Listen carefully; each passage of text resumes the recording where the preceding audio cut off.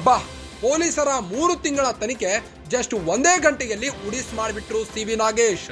ತಮ್ಮ ವಾದದ ಮೂಲಕವೇ ಕಾಕಿ ಚಾರ್ಜ್ ಶೀಟ್ ಅನ್ನ ಚಿಂದಿ ಮಾಡಿಬಿಟ್ಟಿದ್ದಾರೆ. ನ್ಯಾಯಾಲಯದಲ್ಲಿ ಸಿ.ವಿ. ನಾಗೇಶ್ ವಾದಕ್ಕೆ ಕಾಕಿ ಕಂಗಾಲಾಗಿ ಹೋಗಿದೆ. ಕಾಕಿ ಚಾರ್ಜ್ ಶೀಟ್ ವ್ಯೂಹವನ್ನ ಟುಸ್ ಮಾಡಿದ್ದಾರೆ ಸಿ.ವಿ. ನಾಗೇಶ್. ಪೊಲೀಸರ charge sheet great drama, no use. ಪೊಲೀಸರ ಲೋಪವನ್ನೇ ಹೆಕ್ಕಿ ತೆಗೆದು ಆರ್ಭಟಿಸಿದ ಸಿ.ವಿ. ನಾಗೇಶ್. ಪೊಲೀಸರಿಗೆ ಮಿಡ್ ನೈಟ್ ಹೇಳಿಕೆ ದಾಖಲಿಸುವ ಅಭ್ಯಾಸ ಇದೆ.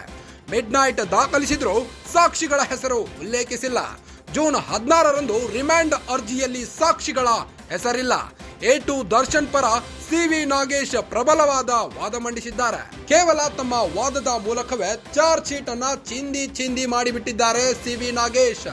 ದರ್ಶನ್ ಪರ ವಕೀಲರಾದಂತಹ ಸಿ.ವಿ. ನಾಗೇಶ್ ಪೊಲೀಸರ 3 ತಿಂಗಳ ತನಿಖೆಯನ್ನ ಜಸ್ಟ್ ಒಂದೇ ಗಂಟೆಯಲ್ಲೇ ಉಡಿಸ್ ಮಾಡಿಬಿಟ್ಟಿದ್ದಾರೆ. ನ್ಯಾಯಾಲಯದಲ್ಲಿ ಸಿ.ವಿ. ನಾಗೇಶ್ ವಾದಕ್ಕೆ ಕಾಕಿ ಕಂಗಾಲಾಗಿ ಹೋಗಿದೆ. ಕಾಕಿ ಚಾರ್ಜ್ ಶೀಟ್ ವ್ಯೂಹವನ್ನೇ ಟುಸ್ ಮಾಡಿದ್ದಾರೆ ಸಿ.ವಿ. ನಾಗೇಶ್. ಸುಳ್ಳು ಸಾಕ್ಷ್ಯಾಧಾರಗಳನ್ನ ಪ್ರಕಟಿಸಿದ್ದಾರೆ ಚಾರ್ಜ್ ಶೀಟ್ ನಲ್ಲಿ ಅಂತ ಟುಸ್ ಮಾಡಿದ್ದಾರೆ ಸಿ.ವಿ. ನಾಗೇಶ್.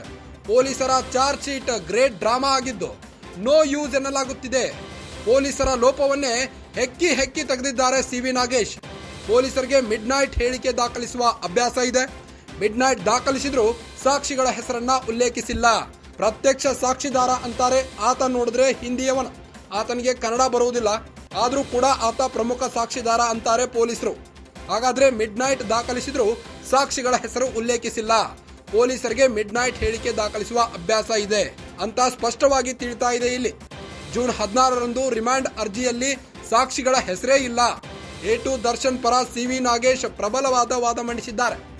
57ನೇ CCH ಕೋರ್ಟ್ನಲ್ಲಿಂದು ಪೊಲೀಸರ 3 ತಿಂಗಳ ತನಿಖೆಯನ್ನ ಜಸ್ಟ್ ಫ್ರಾಕ್ಷನ್ ಆಫ್ ಸೆಕೆಂಡ್ ಅಲ್ಲೇ ಉಡಿಸ್ ಮಾಡಿದ್ದಾರೆ. ತಮ್ಮ ವಾದದ ಮೂಲಕವೇ ಕಾಕಿ ಚಾರ್ಜ್ ಶೀಟ್ ಅನ್ನ ಚಿಂದಿ ಮಾಡಿ ಬಿಸಾಕಿದ್ದಾರೆ. ಕಾಕಿ ಚಾರ್ಜ್ ಶೀಟ್ ವ್ಯೂಹವನ್ನ ಟುಸ್ ಮಾಡಿ ಬಿಸಾಕಿದ್ದಾರೆ ಸಿ.ವಿ. ನಾಗೇಶ್.